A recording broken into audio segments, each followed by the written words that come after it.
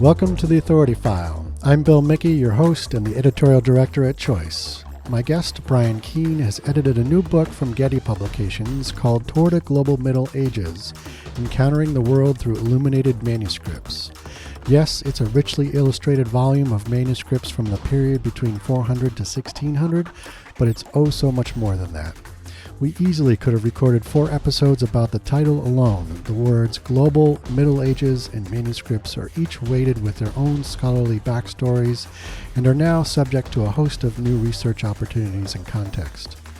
It's this contemporary perspective that Bryan brings to his book, which features an incredibly diverse and multidisciplinary group of scholars, each contributing an essay that expands the field of manuscript studies and explodes the notion of a Eurocentric medieval time period. Choice reviewer Lawrence Nees from the University of Delaware calls the book exciting and handsomely produced, and says the essays draw from all over the globe, the New World as well as the Old, and are all beautifully illustrated in color and attempt to address wider concerns. Seldom has this reviewer learned so much and with such pleasure. This is a challenging first attempt at an overview and a great achievement. Through its study and display of manuscripts, the book shows not only what medieval means in a global context, but how interconnected the world actually was during that time. In this first episode, Bryan, who's an associate curator of manuscripts at the J. Paul Getty Museum, describes how the book was born out of a series of exhibitions and what the phrase Global Middle Ages actually means, and how it speaks to the urgencies of the present.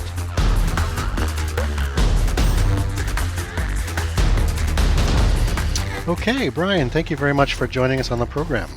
Thank you for having me. Sure. So let's start by talking about how and why this book came together. I'm wondering if you could just walk us through a timeline of, for example, the exhibits that led to it and how this book is actually a quote-unquote third iteration of what you'd been working on. When we spoke earlier in preparation for this episode, you had described how you were trying to think about how Europeans were thinking about the world, but then realized there was a broader, more global conversation to be had. And I think that was the point you had decided to host an exhibition traversing the globe through illuminated manuscripts, I think back in 2016, that put the Mediterranean in a broader sort of Eurasian context, right? And from there, you and your colleagues began to have conversations about the interconnectedness of the manuscripts and more of a comparative analysis of the medieval period and what medieval means in a non-European context.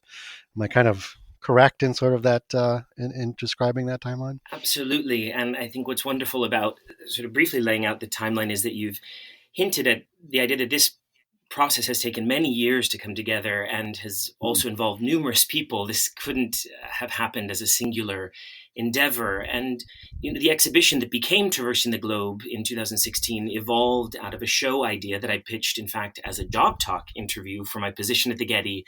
And from the very beginning, it was really Elizabeth Morrison, the senior curator of manuscripts, for championing that project and encouraging me to think beyond the boundaries of our collection and even in the boundaries of the Mediterranean more generally. And then Right. it's also thanks to my colleague Kristen Collins in the department, who suggested the title for the exhibition, the idea that books allow us to move across geographies and places and to glimpse other worlds, either from lived experiences of people in the past or imagined ideas. And these were all themes that we felt as a department are universal, human ideas. And then it was our publication team as well, under Kara Kirk, Karen Levine, Ruth Lane, who continually pushed this idea of the boundaries, how far beyond our collection in Los Angeles and the medieval European world into other parts of the world. And the exhibitions then, from the beginning, had to be trans-regional, crossing boundaries in Europe, Africa, and Asia. And it would not have happened without the collaboration of curators at the LA County Museum of Art, specifically Linda Komrov, Bindu Gude, Megan O'Neill, Sharon Takeda. Each of these individuals really instructed me in the kinds of objects in their collection, recommended a wealth of bibliography that found its way into the book. And that became, in a way, a kind of training program for me, for our department, for our institution, about how we might think globally with our own collection. And so that Mm-hmm. exhibition, Traversing the Globe, was taking two different approaches that I started to see emerging in broader discussions about global Middle Ages. One that was looking at connections through trade or travel, and another that looked at comparative or thematic approaches about how ideas might link people and places. And that's where, then in 2018, to follow up, there was a second exhibition, Pathways to Paradise, that attempted to look at the ideas associated with the theme of paradise as a physical place or metaphysical realm or state. And even within that comparative approach, we were still able to reveal connective histories.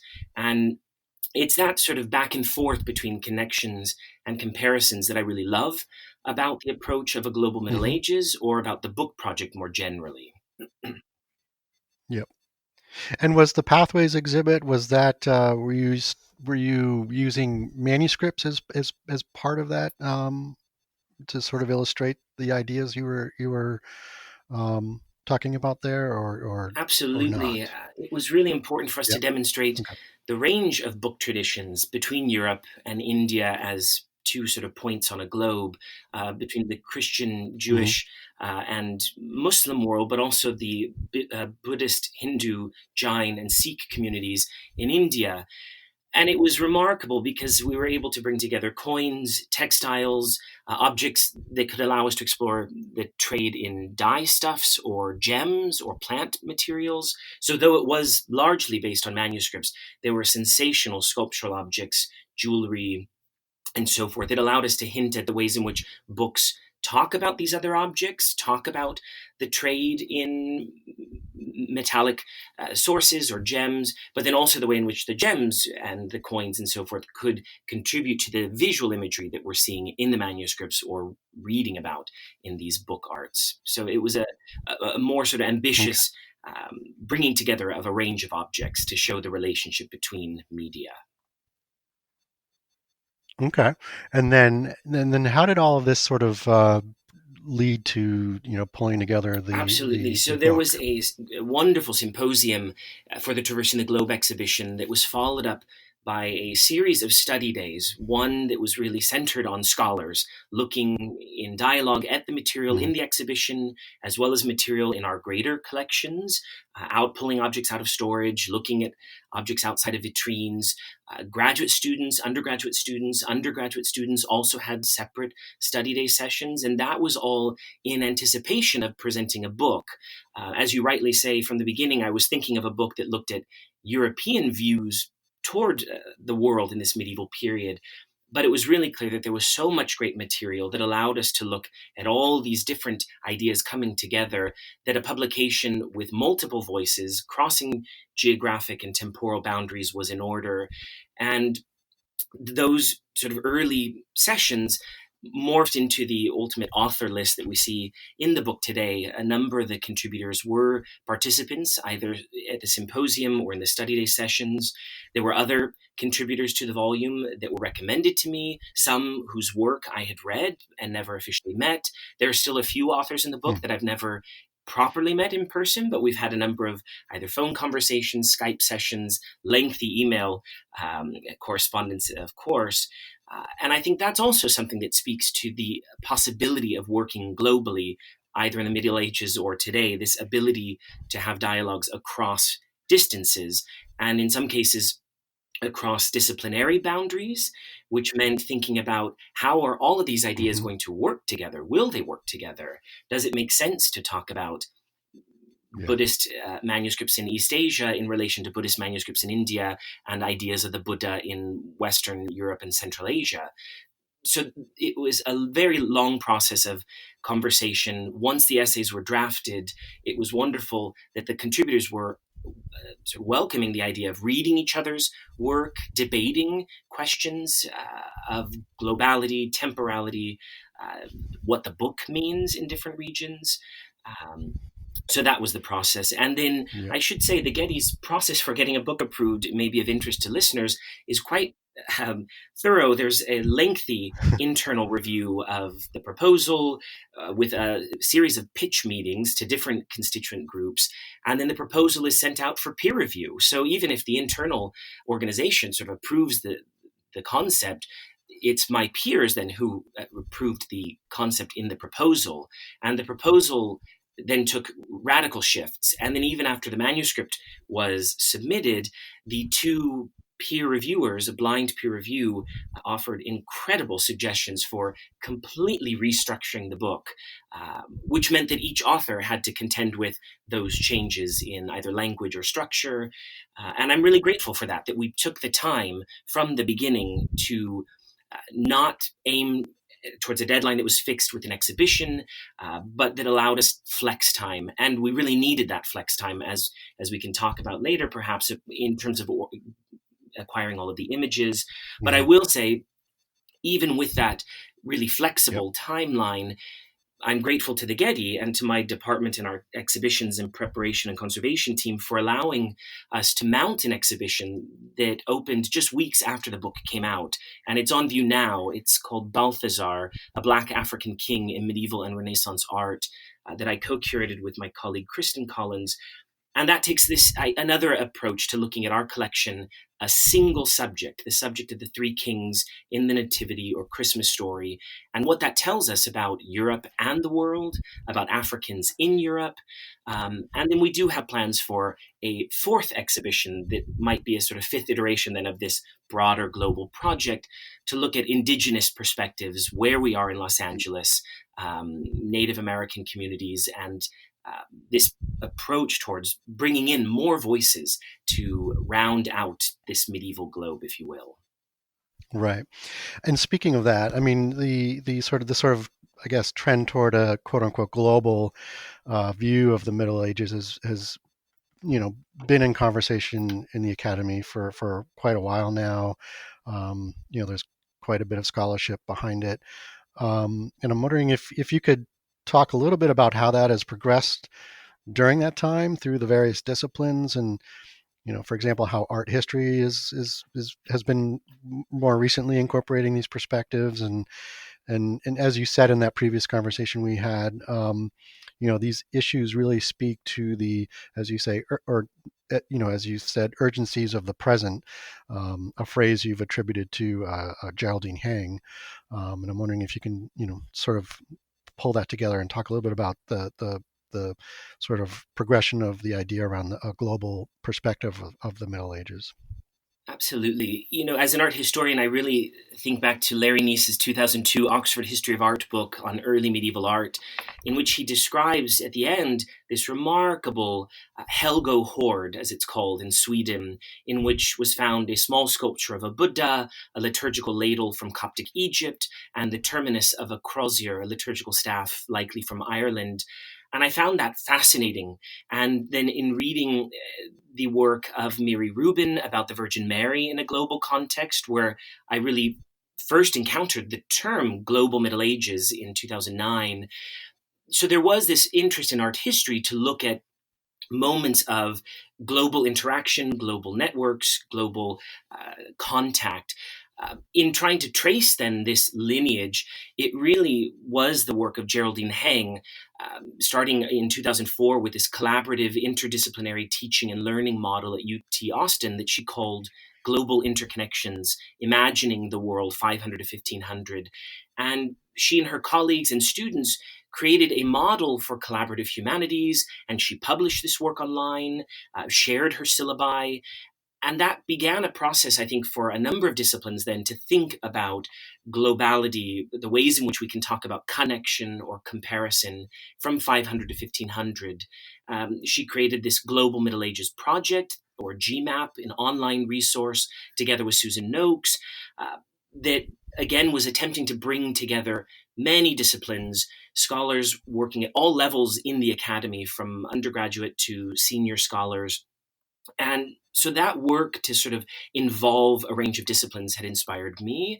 And it was Jerry Hang earlier this year that said that the field of medieval studies, and global medieval studies more specifically, speaks to the urgencies of the present. That is, issues of race, gender, sexuality, class, that all of these issues can be discussed and described in deep time.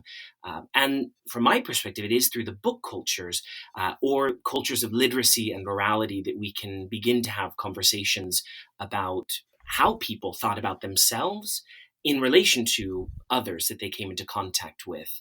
But I should also take this moment to plug the work that I had encountered as an undergraduate, the work of Natalie Zeman Davis. I mean, her entire body of work should have really been in the bibliography, all of it, but especially her 2010 talk about decentering history. I mean, I remember hearing that, where she begins talking about Christine de Pizan and Ibn Khaldun, two individuals whose lives and timelines overlapped but never knew of each other, but were both thinking about Aristotle in their respective centers in Paris or Cairo. And I thought, well, that's awesome. We don't need to then limit ourselves to physical connections, but we can think more broadly about ideological connections, or even connections that take us beyond the earth on which we stand. So there have been numerous disciplines, as I sort of try to outline in the introduction, from comparative literature, travel literature, world history, art history, religious studies, Mediterranean studies. I mean, all of these disciplines for decades have been contending with what we mean by global or connection. And I will say, as an anecdote, it occurred to me that one of my early graduate school seminar advisors had said that, global history is out. We've been doing global history for decades. You'll need to find something else to occupy your time if you want to be relevant. And it's not meant as a criticism. It's more meant as a reflection that I think these topics continue to evolve and become more important as we begin to think about sort of our place in the world. And the sort of last plug on that point, I guess, that I'll make is a piece that I just came across recently by Nayantara Shioran-Appleton, where she talks about this move towards decentering or decolonizing and what that really means. That we have to sort of continue to cite as many authors as possible, especially women and people of color. And I think that aspect of inclusion speaks to the work that, at least the work that I hope that we're all committed towards moving forward.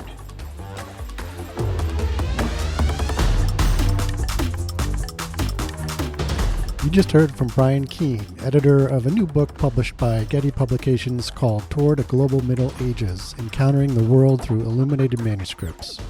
Bryan is Associate Curator of Manuscripts at the J. Paul Getty Museum. Join us next week when Bryan and I continue our conversation and talk about how the book is organized, including its rich collection of manuscript images and how each section deals with very contemporary approaches to medieval scholarship. I think the most ambitious sort of mapping project came from Alka Patel, who not only achieved an idea of art historical mapping of regional styles in India, but also succeeded in sort of highlighting temporal ideas of mapping, how chronologies and historiographies about India center on regions, states, polities, and religious or confessional groups.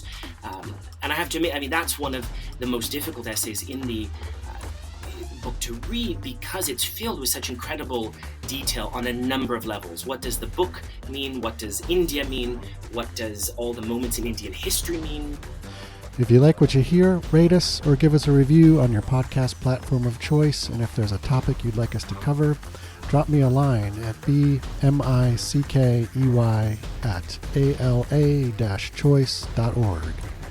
As always, sponsorship and advertising for the Authority File podcast are handled by Choice's advertising manager, Pam Marino, and all of our episodes are produced by Choice's digital media specialist, Mark Dirks, and digital media assistant, Sabrina Koford. That's all for this week. Thanks for joining us.